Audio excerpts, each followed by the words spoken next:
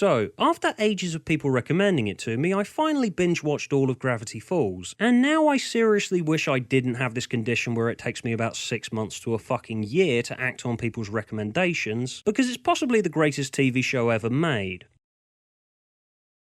Now, I know that sentiment gets thrown around a lot. People call any show that comes along that's anywhere near decent the greatest TV show ever made, and however good they are, it usually rings hollow to me when recommendations come with that sentence because of just how often it happens these days. Game of Thrones got called it all the time in its first couple of years. Maybe this is the golden age of TV like all the critics say, but I'm a glass half empty person and I'm always suspecting that maybe we've all just had our expectations lowered so much by the abysmal state of the movie industry that stumbling across some actually good writing is such a massive shock. And I hate to be a bandwagon hopper in this case and use the term unironically, but Gravity Falls is some of the most fun I've ever had with a TV show, and it's utterly perfect in every way, and it's a fucking gift to the human race. In fact, I was struggling of what I'd think of to talk about in this video for a while, because my videos usually thrive on me being bitter and sarcastic and pointing out the flaws. But the only flaw that I can think of with Gravity Falls is that it ended way too soon. And even then, I can think of a justification for that. Okay, for those unfamiliar, Gravity Falls is basically Twin Peaks done as a Saturday morning kids cartoon. Twins Dipper and Mabel are packed off for the summer by their parents to spend time with their great uncle Stan in the sleepy little town of Gravity Falls. Grunkle Stan runs a tourist trap called the Mystery Shack, which houses mostly fake tacky exhibits of the supposed paranormal, and he's basically Gravity Falls' answer to Mr. Krabs from SpongeBob. Dipper then finds a mysterious journal buried by its anonymous owner detailing all of the monsters and the mysteries lying just beneath the surface of the slightly weird and off-putting community where strange things happen all the time. While a lot of the situations they run into are stock and expected of fantasy or horror, there's the obvious episode where they find something that switches their bodies, there's a cloning machine, living wax figures, a Loch Ness monster, zombies, conspiracy theories. But there are always enough tweaks to the old standards and a shit ton of imagination stuffed into these formulas, so you'll rarely be able to see what's coming. I don't think I found a single plot unengaging, and the plots are perfectly balanced with some of the funniest and weirdest tweaks to standard cartoon jokes that I've ever seen. Whenever something looks like it's going to be standard inside the box humour, suddenly it goes outside the box and it fucking kills me every time. While most of the episodes aren't laugh out loud from start to finish, there are always at least 7 huge belly laughs every time, and the plots are always engaging enough, and I always end up in a good mood just by being around these characters to begin with. While they may appear to be one note at first, Dipper is the straight man of the bunch, Mabel's the silly one, Grunkle Stan has a twisted worldview, Seuss is an idiot, and Wendy's the love interest, they all do get funny lines, and there are enough breaks from their primary traits throughout the narrative that they start to feel like more than just some drawings of people. They feel well-rounded, real, and incredibly likeable. While Dipper's really smart and responsible and thinks he knows everything, he's also too big for his boots, reckless, and can cave to his worst instincts really quickly. While Mabel's easily the funniest character, she's quirky and weird, but you can see deep down that she just wants to see the good in every situation. That's why she acts the way she does. One thing that makes Gravity Falls a really weird example of a Saturday morning kids cartoon is that it actually has continuity to it. With most cartoons, you can watch pretty much any episode in any order. While there are occasional big changes to the continuity, there's always some degree of status quo. Whereas in Gravity Falls, new bits and pieces of the overall mystery of the journal that Dipper finds fall into place over the course of the series. It takes just as many cues from old school horror and mystery serials as it does from Saturday morning cartoons, and the mix works really well. While it doesn't necessarily have to be totally watched in order, it feels kind of wrong to. There's also a lot of foreshadowing to what the series is leading up to. And what I find truly inspiring and that I cannot praise this series enough for is that it actually knows how to keep secrets and at the same time keep the audience interested in those secrets, which I've seen far too many shows struggle with in recent times. What pissed me off so much with stuff like Lost and other media that's reliant on mystery boxes is that it just kept asking questions and it didn't throw us nearly enough bones to sink our teeth into. Whereas Gravity Falls has its mystery box, it has its questions. Who is the author of the journal? What's Grunkle Stan doing in the basement? but it chucks us hints and clues all the time. A character with a connection to the overarching plot of Gravity Falls will show up as a monster of the week, and importantly, he'll throw us some information to play with. You gotta know when and how much information to give your audience about what you're hiding. If you just keep reminding them that there's a secret that they don't know yet, they're gonna get bored pretty quickly. Gravity Falls is never smug about its secrets. It makes it very clear from the beginning that it wants you to have fun figuring out what its secrets are, but it doesn't reinforce that it's shutting you out until the time is right. It gets the viewer vicariously engaged and involved in our two fishes out of water investigating the secrets of the town, and when those secrets are revealed, it feels so rewarding. I didn't know the show had already ended after only 2 seasons when I first started watching it. I only learnt that about 9 episodes in after doing some mild googling because I didn't want to spoil it for myself, but I was thinking as I was watching it, how long can something like this last for? The premise has it set over one summer, and while timelines and cartoons are very malleable, if Gravity Falls did run for years, that'd have to be a pretty long summer. That and of course the quality of it was so consistent in the episodes I was watching that it did occur to me that I wouldn't want to see this series have a dragged out decline in quality that we've seen in shows like The Simpsons and South Park in their later years, and I kind of appreciate just how brief but just how good this series was. While a mere 2 seasons is a bit fucking short, I totally understand why creator Alex Hirsch decided to end the series this early. He's been quoted as saying that Gravity Falls was only intended to run for a few seasons and that he didn't want the show to lose its initial spark. And while I do see that argument, I would then say that it was nowhere near losing its spark. But what this does mean is that we have 40 perfectly formed episodes of Gravity Falls with no filler, and it's got a ton of rewatch value as there's so much stuff in it that you didn't notice the first time round. I mean, maybe it's because I'm British and we have a tradition of quality over quantity with our TV shows, and I do feel that it's better to leave your audience wanting more than to outstay your welcome. It's very rare that I come across a show that I have no complaints about, least of all on the Disney Channel of all places. I still can barely believe that the Disney Channel of all things made something this good. In fact, the only Gravity Falls related thing that I have to bitch about is the fact that there's no complete DVD box set of the whole thing, and apparently no one at Disney is prepared to cough up the funds for it at the moment. Which, considering the fact that Disney have issued special editions of their range of shitty direct-to-DVD sequels from the late 90s, is enough of an injustice to make your fucking head explode. Anyway, what follows are my top 10 episodes of Gravity Falls with relatively minor spoilers, and any spoilers at all would definitely take away from the experience, so if you haven't seen all of it yet, I suggest that you stop watching now. Number 10. Carpet Diem.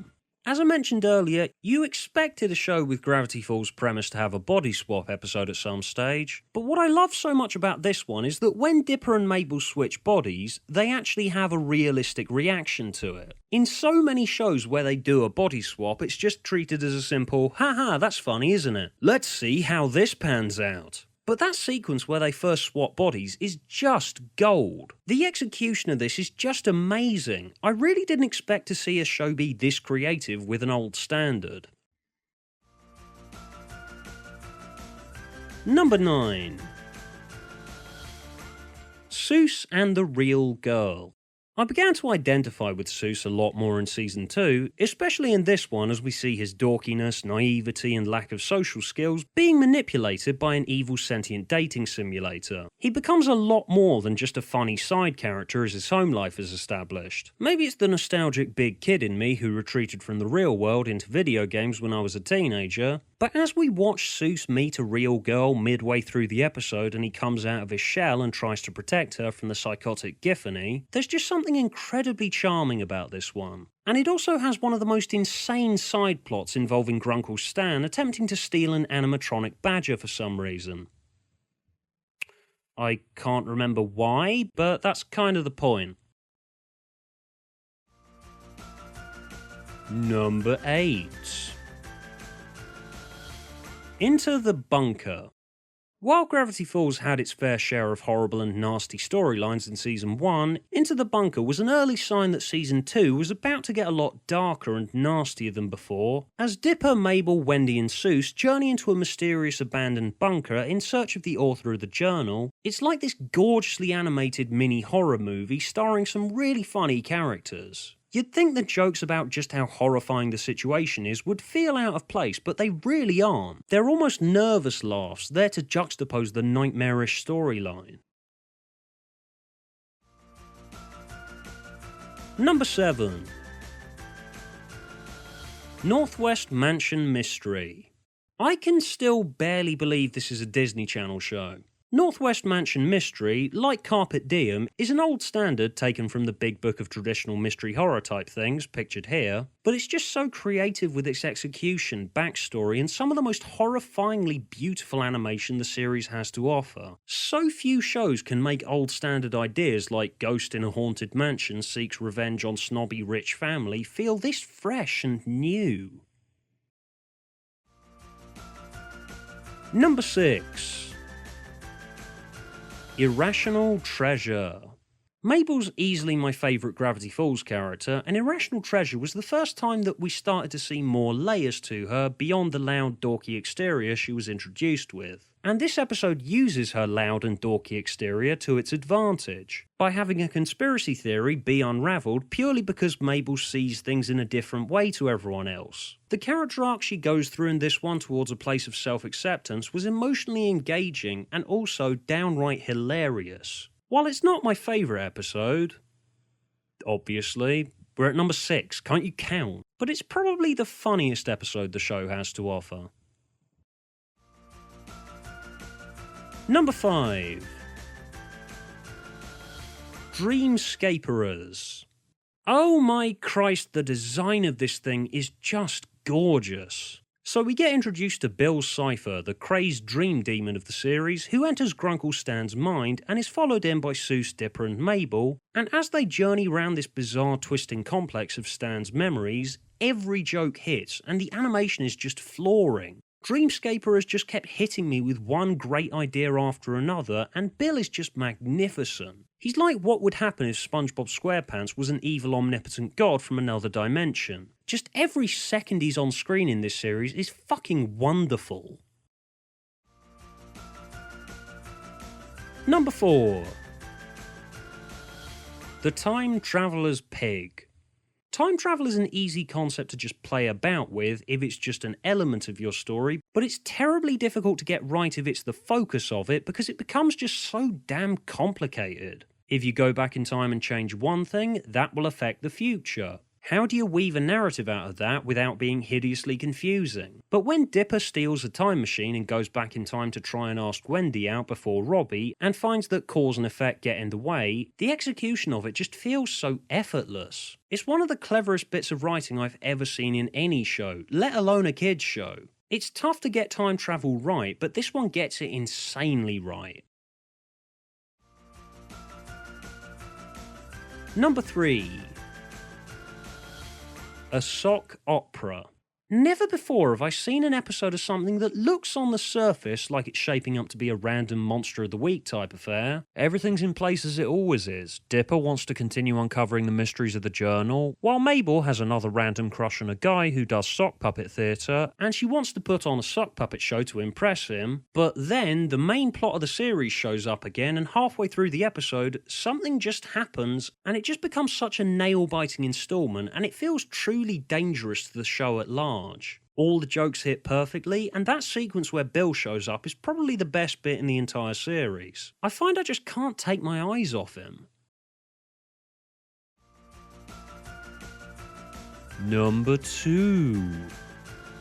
The Weirdmageddon Saga. The final 3 episodes of Gravity Falls are just this joyous, massive ball of creativity. They take all of the potential they've built up with Bill Cipher over the course of the series and go all out with it. Post-apocalyptic stories have become oversaturated in sci-fi and fantasy in recent years, but Weirdmageddon is so creative, so utterly deranged, and features some of the funniest and at the same time creepiest pitch-black humour that I've ever seen in anything, let alone a kids show. Brings back tons of your favourite characters, and importantly, gives them something to do. It's also about 90 minutes long, and it basically acts as what a Gravity Falls movie would look like. And if you treat it as such, it's the perfect finale for a show like this. It just felt every bit as big and climactic as I'd hoped. And number 1. If you've seen the whole thing, you can probably see this coming, and yes, it's a tie. Not What He Seems and A Tale of Two Stands.